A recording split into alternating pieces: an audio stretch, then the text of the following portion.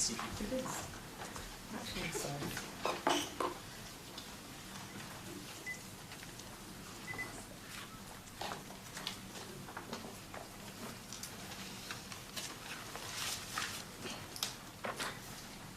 Tēnā koutou katoa, ngā mihi nui ki a koutou.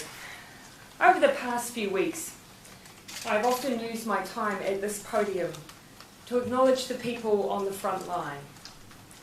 Today I want to remember the people in New Zealand who have lost someone to COVID-19, or the many more who had the terror of almost losing someone. Throughout this pandemic, there have been individuals who I have tracked the progress of. I didn't know their names, but I knew their status, and I still get a phone call for every individual person that we lose to COVID-19 in New Zealand. We may be amongst a small number of countries where that is still able to happen, where the numbers we have lost have been small, but we cannot forget that every number is someone's father, someone's mum, a relative, or a friend, and someone that we have all been united in an effort to protect and to save.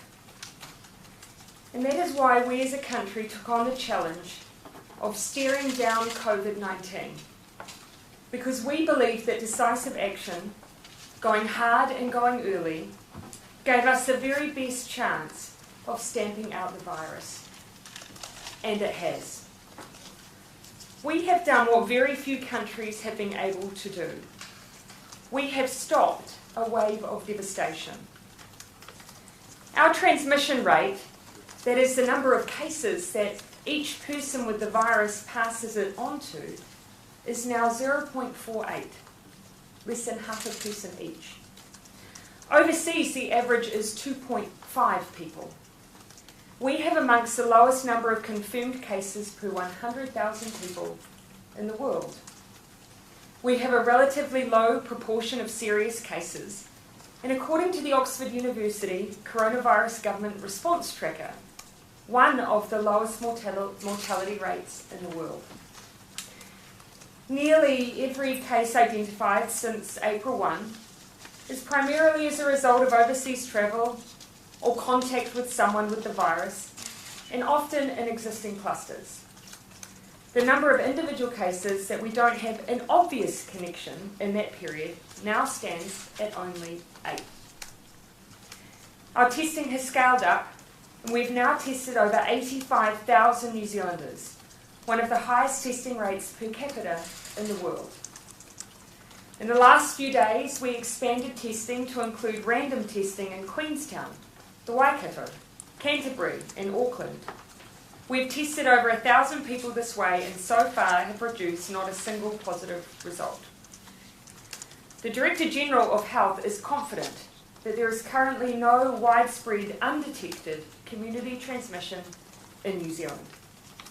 In short, the effort of our team of 5 million has broken the chain of transmission and taken a quantum leap forward in our goal to eliminate the virus. Elimination doesn't mean 0 cases. It means 0 tolerance for cases.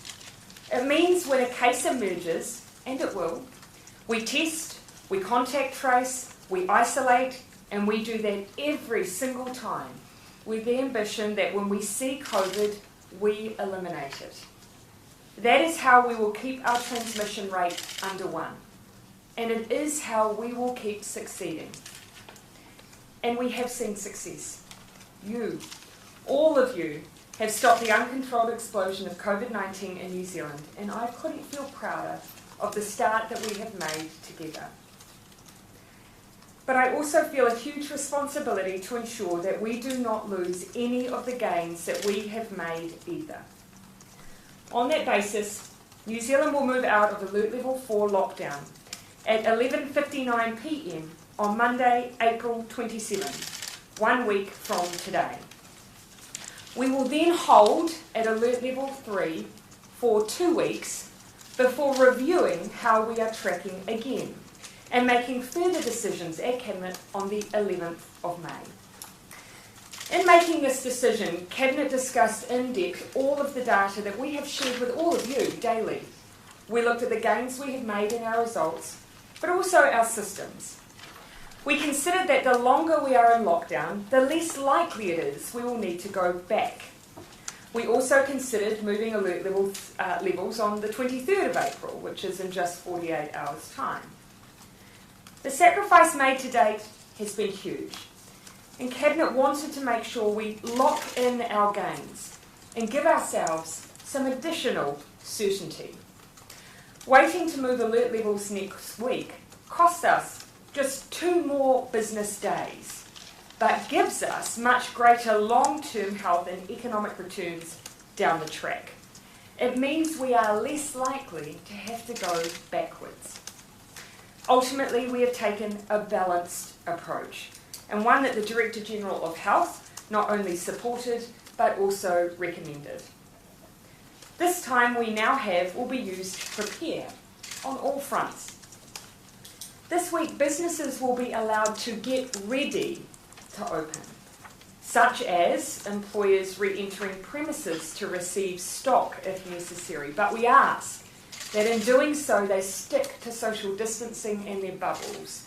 This is not an early move out of alerts, it is merely a matter of preparation. Same principle applies for preparing schools and the education system. Schools and early learning centres can be accessed this week for cleaning, maintenance and any other preparations. The current plan is for schools to be able to reopen for a teacher-only day on 28 April as part of their preparation, and we expect those who need to attend to be able to from 29 April. I do want to caution, it may take a bit longer for some schools and early learning centres to be ready, and the Minister of Education will continue to work alongside the education sector in those preparations. And from a health perspective, this week testing will continue, including giving ongoing public confidence that we are reaching isolated, rural, Māori and Pacific communities. Contact tracing will be bolstered even further, and we'll continue to use the best evidence, advice and modelling we have to make daily decisions to serve New Zealanders. The most important thing to remember in the meantime, though, is that all of this preparation takes us to an alert level in 1 week's time, a recovery room of sorts, that has many restrictions. Yes, alert level 3 allows more economic activity like construction, manufacturing and forestry, but it does not allow more social activity, and for good reason. If we want to make sure that we are a health success story and ensure our economy can start to operate again without the virus taking off, we need to get this next phase right. The worst thing we can do for our country is to yo-yo between levels with all of the uncertainty that this will bring. We need to move with confidence, and that does mean following the rules. So, here is a reminder of the principles for level 3 when we get there. 1. Stay home. If you are not at work, school, exercising or getting essentials, then you must be at home, the same as alert level 4. 2. Work and learn from home if you can. We still want the vast majority of people working from home and children and young people learning from home. At-risk students and staff should also stay at home, and they will be supported to do so. Early learning centres and schools will physically be open for up to Year 10 families that need them. 3. Make your business COVID-19 safe. COVID-19 has spread in workplaces, so the quid pro quo of being able to open is doing it in a way that doesn't spread the virus. Important industries like construction, manufacturing, forestry will be open, as will retail, as long as it is contactless. 4. Stay regional. You can exercise at parks or beaches within your region, but the closer to home the better. Activities must be safe. Keep 2 metres away from anyone not in your bubble and make minimal trips. 5. Keep your bubble as small as possible. If you need to, at level 3 you can expand your bubble a small amount to bring in close family, isolated people or caregivers. 6. Wash your hands often with soap, then dry them, cough and sneeze into your elbow. And 7, and this is a really important one, if you're sick, stay at home, get advice from the GP or Healthline about getting a test, and quickly. I cannot emphasise this enough. All of our success in contact tracing and isolation relies on knowing as soon as we can when you are unwell. There is no stigma to COVID-19. We will only be successful if everyone is willing to play their part in finding it wherever it is. These rules will be so important. We all want to continue to progress down the levels. The best hope of getting back to normal as soon as possible is never getting ahead of where we are right now. So, to recap to anyone just tuning in, we are currently in lockdown and are staying there for the next week. From Tuesday morning, the 28th of April, we will move to level 3 and stay there for 2 weeks. Those 2 weeks gives us another cycle of transmission to assess how we are doing. From there, we will move if we can and if we're ready, but only when we're ready and only when it's safe.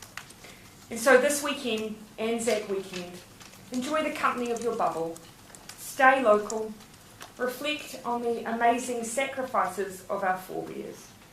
Decades ago, they came together in the most testing of circumstances, half a world away, and helped forge who we are today. It was a very, very different battle than the one we are in now. But the character of who we are as a country remains exactly the same. So please, stay strong, stay home, be kind, and let's finish what we started.